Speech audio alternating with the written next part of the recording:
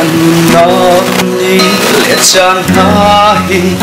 arel sia thiam mi sikan he Solomon ni chun hibangi achim ram lakai di bang par nale di chum sam bantu kan si kanun chung hi atoi tu he arati sop ni chung hi di hin ati nuni thiam phai phung an kho ba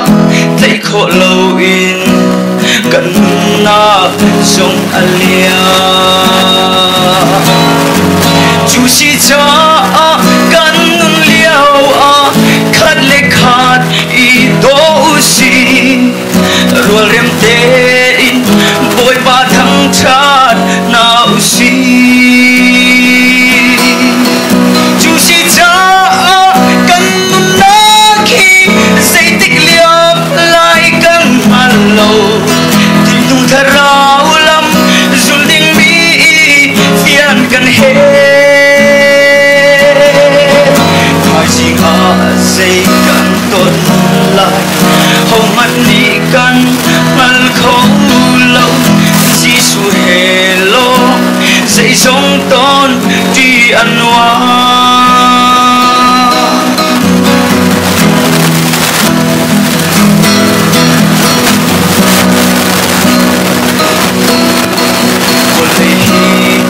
Chẳng là ulo chung thil mi fial de sung sa ram kalpi kho ting lo to nak le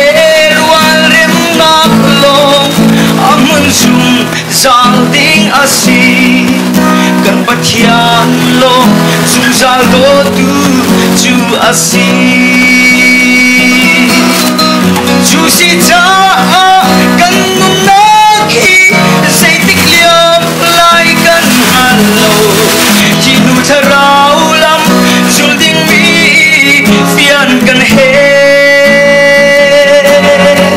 khai ji a say kan ton la hầu man ni kan al khâu lo Giêsu hello dạy song ton tri anwa Giêsu hello dạy song ton tri anwa Giêsu hello dạy song ton tri anwa